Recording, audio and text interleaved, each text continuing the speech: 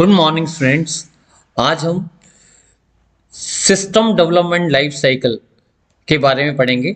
मैं क्लास में इस पार्ट को स्टार्ट करा चुका था, बट ऑनलाइन लेक्चर्स में आज एक बार फिर दोबारा से, क्योंकि लिंक टूट जाने के कारण, जैसा कि आप जानते हैं कि इसमें 7 स्टेजेस हैं, तो इस 7 स्टेजेस के लिए हम जो है यहाँ पर एक बार दोबारा से आपको मैं ये करवाऊंगा, ताकि एक बार दोबारा से आपके ऊपर वो कंसेप्ट समझ आ जाए आपको। तो थोड़ा सा ध्यान दीजिएगा यहाँ पर कि आप इसमें जो भी है वो देख सके, समझ सकें इस चीज़ को। तो करते हैं स्टार्ट बेटा। ध्यान दीजिएगा कि आपको ये कंसेप्ट समझ आए और समझने की कोशिश कीजिएगा कुछ, कि आप समझ पाएँ इसको, क्योंकि ये मुश्किल टॉपिक है। SDLC system development life cycle. सबसे पहले तो इसकी फुल फॉर्म देखिए। पेपर में कई बार ये लिखा होता है सॉफ्टवेयर डेवलपमेंट लाइफ साइकिल, तो कई बच्चे कंफ्यूज हो जाते हैं। तो SDLC की फुल फॉर्म है सिस्टम डेवलपमेंट लाइफ साइकिल।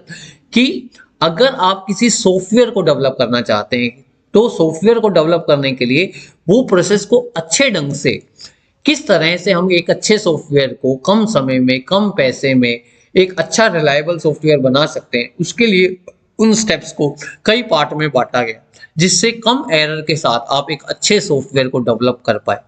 तो सिस्टम डेवलपमेंट लाइफ साइकिल जो है हमारी, वो क्या करते हैं, किसी सॉफ्टवेयर को बनाने के लिए यूज होती है, जिसके अंदर आप क्या करते हैं, सॉफ्टवेयर को डेवलप करते हैं कम समय में, कम टाइम में, कम एरर के साथ एक रिलायबल सॉफ्टवेयर को। तो देखिए, implementation of a new software is a big task. एक नए सॉफ्टवेयर को इंप्लीमेंट करना, बनाकर उसे बदलना एक बहुत बड़ा टास्क है। It takes lot of time and money. इसके अंदर बहुत सारे पैसे की और समय की जरूरत होती है। To make a better information system, this process is divided in many phases. आपको एक अच्छे इंफॉर्मेशन सिस्टम को बनाने के लिए इस प्रोसेस को कई पार्ट में डिवाइड किया गया है। तो उस पार्ट में डिवाइड करना है आपको, मतलब हमने उसे फेजेस में डिवाइड किया है, तो आप एक अच्छा सिस्टम बना सकें, इसके लिए इस पूरी प्रोसेस को कई तरह से डिवाइड किया गया। These phases are known as SDLC। इन्हीं फेजेस को हम SDLC का नाम देते हैं। SDLC is a set of activities that are carried out to develop and implement the information system. SDLC कुछ एक्टिविटीज हैं जो कैरी आउट होती हैं सिस्टम को डेवलप करने के लिए और नए इंफॉर्मेशन सिस्टम को इंप्लीमेंट करने के लिए। तो आप अगर चाहें तो क्या कर सकते हैं, यहां से यहां तक इस पार्ट को निशान लगा सकते हैं और किसी चीज को करने की जरूरत नहीं। To make a better information system, this process is divided in many phases और these phases are known as SDLC। और SDLC is a set of activities that are carried out to develop and implement an information system. तो आइए बढ़ते हैं। अब main step जो है इसके, वो क्या है? मेन स्टेप SDLC के प्रीलिमिनरी इन्वेस्टिगेशन। सबसे पहले आपको सिर्फ ये स्टेप ही सुनने हैं ध्यान से। प्रीलिमिनरी इन्वेस्टिगेशन पहली स्टेज का नाम है, मैंने आपको क्लास में याद भी कराए थे अच्छे ढंग से। तो आप थोड़ा सा ध्यान दीजिए, इनको याद करने की कोशिश कीजिए कि आप इसे अच्छे ढंग से याद कर पाए। तो हमारी जो पहली वो है प्रीलिमिनरी इन्वेस्टिगेशन। दूसरी जो है वो सिस्टम एनालिसिस। तीसरी जो है वो सिस्टम डिजाइन। चौथी डेवलपमेंट ऑफ सॉफ्टवेयर। पांचवी टेस्टिंग। छठी इंप्लीमेंटेशन। सातवीं मेंटेनेंस और आठवां पोस्ट इंप्लीमेंटेशन रिव्यू। पहली स्टेज प्रीलिमिनरी इन्वेस्टिगेशन, मतलब जो जांच सिस्टम को बनाने से पहले की जाए कि सिस्टम बनेगा या नहीं बनेगा, इससे भी पहले एक जांच होती है, तो उसको कहते हैं प्रीलिमिनरी इन्वेस्टिगेशन। ये सिस्टम बनेगा या नहीं बनेगा, इसकी जांच पहले जो जांच की जा रही है। अभी तक कंफर्म नहीं है कि हमें नया सिस्टम बनाना है कि नहीं बनाना, बट उससे पहले एक जांच हो रही है, तो वो प्रीलिमिनरी इन्वेस्टिगेशन। फिर अगली स्टेज जो आती है वो सिस्टम एनालिसिस है। तो आज हम सिर्फ प्रीलिमिनरी इन्वेस्टिगेशन के बारे में बात करेंगे। तो पहली स्टेज के अंदर क्या होता है, प्रीलिमिनरी इन्वेस्टिगेशन, जिसमें जांच हो रही है कि सिस्टम वास्तव में बनना चाहिए या नहीं बनना चाहिए, इसी चीज को लेके। तो पहली स्टेज जो है वो स्टेप जो है, this is first step of SDLC। This is further divided into the 3 parts. पहला स्टेप है जो पहले से 3 पार्ट में डिवाइड है। सबसे पहला क्लैरिफिकेशन ऑफ रिक्वेस्ट। देखिए क्या कह रहा है, क्लैरिफिकेशन ऑफ का रिक्वेस्ट का मतलब ये रिक्वेस्ट कहां से आ रही है, मतलब क्यों कर रही जा रही है। कि जब भी when the user of existing information system or the member of management plan to change the existing information system by a new system, यहां तक पढ़िए। जब भी एग्जिस्टिंग मतलब जो इंफॉर्मेशन सिस्टम चल रहा है उसके यूजर और मैनेजमेंट के मेंबर, ये प्लान करते हैं कि एग्जिस्टिंग इंफॉर्मेशन सिस्टम को नए सिस्टम में चेंज कर दिया जाए। जब भी एग्जिस्टिंग इंफॉर्मेशन सिस्टम के यूजर और मैनेजमेंट के मेंबर ये प्लान करते हैं कि एग्जिस्टिंग इंफॉर्मेशन सिस्टम को न्यू सिस्टम से चेंज कर दिया जाए, तो वो नए तो then they raise are request to the information system department. ये अलग डिपार्टमेंट है जो सिस्टम को चेंज करने की परमिशन देता है, तो वो इंफॉर्मेशन सिस्टम डिपार्टमेंट के पास अपनी एक रिक्वेस्ट रेज करते हैं so that the new information system में improve their working and technology, ताकि नए इंफॉर्मेशन सिस्टम से वर्किंग को और टेक्नोलॉजी को चेंज किया जा सके। तो सबसे पहला पार्ट क्या है? क्लैरिफिकेशन ऑफ रिक्वेस्ट, जिसके अंदर जब भी एग्जिस्टिंग इंफॉर्मेशन सिस्टम के यूजर या मेंबर्स ऑफ मैनेजमेंट जब भी ये प्लान करते हैं कि एग्जिस्टिंग इंफॉर्मेशन सिस्टम को नए सिस्टम से चेंज कर दिया जाए, तो वो एक रिक्वेस्ट रेज करते हैं इंफॉर्मेशन सिस्टम डिपार्टमेंट के पास। इसे कहते हैं क्लैरिफिकेशन ऑफ रिक्वेस्ट। आगे बढ़ते हैं। दूसरा पार्ट है फिजिबिलिटी स्टडी। फिजिबिलिटी स्टडी जो है वो ये देखती है कि वास्तव में जो हम सिस्टम बनाने जा रहे हैं वो फिजिबल होगा कि नहीं होगा। फिजिबल का मतलब पॉसिबल होगा या नहीं होगा, कि ये पॉसिबिलिटी चेक करना कि नया सिस्टम बनाया जा सकता है या नहीं, कहीं बनाने के दौरान या बनाने के बाद उन नए सिस्टम में किसी तरह की प्रॉब्लम तो नहीं आएगी, बनाने के दौरान पैसे के रूप में कि पूरा पैसा होगा या नहीं होगा, और बनाने के बाद उस सिस्टम से बेनिफिट होंगे या नहीं, उस पे हमारे यूजर काम कर पाएंगे या नहीं कर पाएंगे, कहीं कोई टेक्निकल सिक्योरिटी इशू तो नहीं आएगा, सिस्टम अपग्रेड किया जा सकेगा या नहीं। इस तरह की कई तरह की हमारे को पॉसिबिलिटीज चेक करनी पड़ती है ताकि ये पता चल जाए कि नया सिस्टम जो है वो बनाया जा सकता है या नहीं बनाया जा सकता। तो फिजिबिलिटी स्टडी एक ये सिस्टम की स्टडी है कि किस तरह से हम नए इंफॉर्मेशन सिस्टम को बना सकते हैं और वो पॉसिबिलिटी किस तरह से होगी या नहीं होगी। तो after making the mind of the new information system the selection committee conduct the feasibility study. एक बार नया इंफॉर्मेशन सिस्टम का माइंड बना लेने के बाद सिलेक्शन कमेटी फिजिबिलिटी स्टडी को कंडक्ट करती है।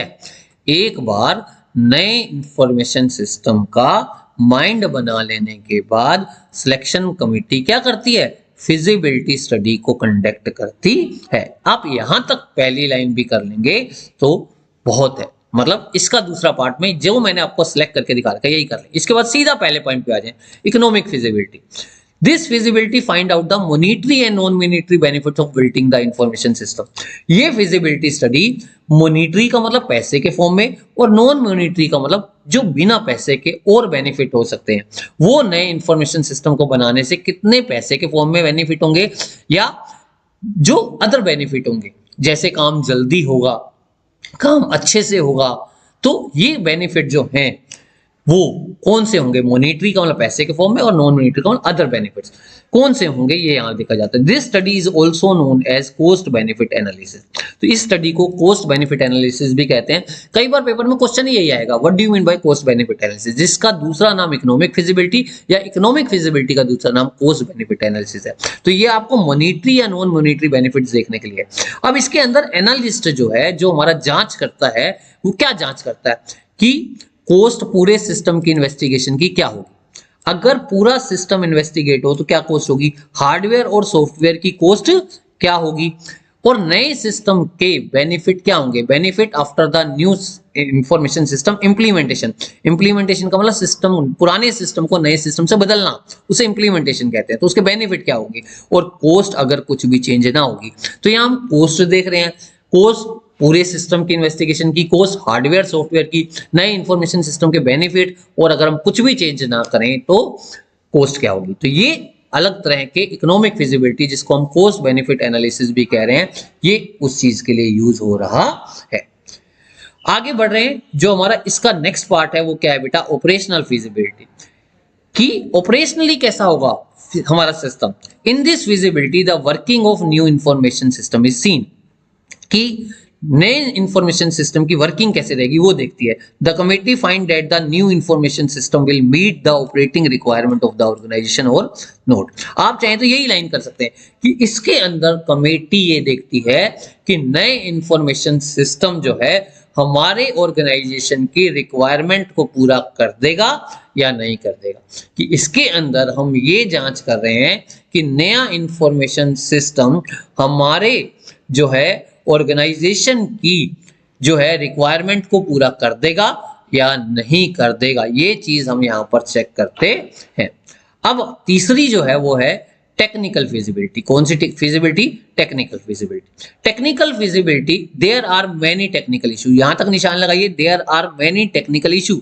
इसमें आप सिर्फ ये लाइन कर सकते हैं ऑपरेशनल फिजिबिलिटी में, यहां पर there are many technical issue यहां तक करके फिर आप ये देखेंगे, सीधा पॉइंट पे आ जाइए।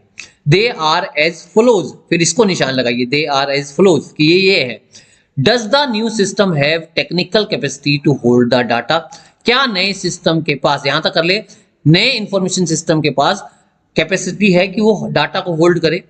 Can the system be upgraded? क्या सिस्टम अपग्रेड हो सकता है? Is the new system has accuracy, reliability and data security? आप चाहें तो पहले पॉइंट को छोड़ दीजिए, अगर करना चाहें तो कर लीजिए, नहीं तो छोड़ सकते हैं। दो पॉइंट कर लीजिए, एक ये और एक ये। Can the system be upgraded, यहां तक करिए, can the system be upgraded. यहां पे the next point, is the new system has accuracy, यहां तक छोड़ दीजिए। एक पॉइंट बन गया, is the new system has accuracy. फिर अगला पॉइंट बनाइए, is the new system has reliability, फिर is the new system has data security. तो हमारे 3-4 पॉइंट बन जाएंगे। पहला पॉइंट क्या बना? Can the system be upgraded, यहां तक। दूसरा, is the new system has accuracy, यहां तक, क्या नए सिस्टम में एक्यूरेसी होगी, एक टेक्निकल इशू है। Is the new system has reliability, क्या हमारा नया सिस्टम रिलायबल होगा? रिलायबल का मतलब वो लंबे समय तक काम करेगा। और is the new system has data security, क्या नया सिस्टम सिक्योर होगा? तो ये हमारे टेक्निकल इशू हैं। तो इसके अंदर आप यूं करेंगे, there are many technical issues, यहां तक करके फिर दे आर एज फ्लोज। पहला point, can the system be upgraded, यहां तक करना है आपको। फिर is the new system has accuracy, यहां तक दूसरा पॉइंट हो जाएगा। Is the new system has reliability, is the new system has data security. तो ये 3 पॉइंट करने के बाद आपको ये चाहे तो इनके नाम लिख ले, नहीं तो कोई इसकी भी जरूरत नहीं है। और सीधा आ जाइए प्रोजेक्ट अप्रूवल पर। प्रोजेक्ट अप्रूवल क्या है कि if all the feasibilities are satisfactory the higher management approve the new information system. अगर सारी फिजिबिलिटी सेटिस्फैक्टरी हो जाती हैं, कि अगर इकोनॉमिकली भी बेनिफिट दिख रहा है, ऑपरेशनली भी हमारी रिक्वायरमेंट को पूरा कर रहा है, टेक्निकल इशू भी नहीं है कि सिस्टम अपग्रेड भी हो सकता है, उसमें एक्यूरेसी भी होगी, उसमें रिलायबिलिटी भी होगी, उसमें डाटा की सिक्योरिटी भी होगी, तो हमारी हायर मैनेजमेंट क्या करती है? नए इंफॉर्मेशन सिस्टम को क्या कर देती है? अप्रूव कर देती है। तो ये हमारी प्रीलिमिनरी इन्वेस्टिगेशन थी, जिसका 3 पार्ट थे। पहला, क्लैरिफिकेशन ऑफ रिक्वेस्ट, जिसके अंदर क्या होता है, ये रिक्वेस्ट भेजी जाती है जो एग्जिस्टिंग इंफॉर्मेशन सिस्टम के यूजर हैं और मैनेजमेंट के मेंबर हैं, वो क्या करते हैं, अपनी जो जब भी उनको लगता है कि चेंज करना है सिस्टम, वो एक रिक्वेस्ट रेज करते हैं इंफॉर्मेशन सिस्टम डिपार्टमेंट के पास। फिर उसके बाद फिजिबिलिटी स्टडी कंडक्ट होती है। ये फिजिबिलिटी स्टडी क्या करती है कि नए इंफॉर्मेशन सिस्टम के लिए एक फिजिबिलिटी स्टडी कंडक्ट होती है, जिसमें इकोनॉमिक फिजिबिलिटी चेक होती है कि इकोनॉमिकली कॉस्ट बेनिफिट कितना एनालिसिस को चेक करती है। उसके बाद ऑपरेशनल कि हमारा नया इंफॉर्मेशन सिस्टम सारी ऑपरेटिंग रिक्वायरमेंट को पूरा कर देगा या नहीं। फिर कुछ टेक्निकल इशू आते हैं कि हमारा सिस्टम अपग्रेड हो पाएगा या नहीं, उसमें एक्यूरेसी होगी या नहीं, रिलायबिलिटी होगी या नहीं, डाटा सिक्योरिटी होगी या नहीं। अगर ये सारे इशू पॉजिटिव लगते हैं तो हायर मैनेजमेंट जो है प्रोजेक्ट को अप्रूव कर देती है। तो ये हमारा पहला पार्ट था कि जब हम नया सिस्टम बनाने लगते हैं, नया सॉफ्टवेयर डेवलप करना चाहते हैं, जिसको SDLC का पहला पार्ट कहा गया है, प्रीलिमिनरी इन्वेस्टिगेशन, तो उसके अंदर हमारे 3 पार्ट यहाँ पर आते हैं। तो इसके अंदर ये पता चलता है कि सिस्टम डेवलप होगा या नहीं। इससे अगले लेक्चर में प्यारे बच्चों मैं दूसरी स्टेज करूंगा, बट ये 7 स्टेजेस हैं और बहुत ही इंपॉर्टेंट है, पूरा क्वेश्चन भी आ जाता है कई बार। तो आप ये ध्यान दीजिए कि आपने क्या करना है, आपने साथ साथ एक एक स्टेज को याद करते जाना है। आप घर पे बैठे इस समय को व्यर्थ ना कीजिए, जरूर वीडियो को देखिए और साथ साथ उसे याद करने की कोशिश कीजिए। और प्यारे बच्चों, जो आपका क्वेश्चन पेपर हुआ था अभी, उसके क्वेश्चंस भी लर्न करिए, क्योंकि टाइम वेस्ट करने से कोई फायदा नहीं है। अब आपके पास बहुत समय है अपने आप में इम्प्रूवमेंट लाने का। आज के लिए बस इतना ही। Thank you very much. मैं उम्मीद करूंगा कि आप इन सारे लेक्चर को बहुत अच्छे से देखते रहेंगे और उन्हें समझते रहेंगे। Thank you.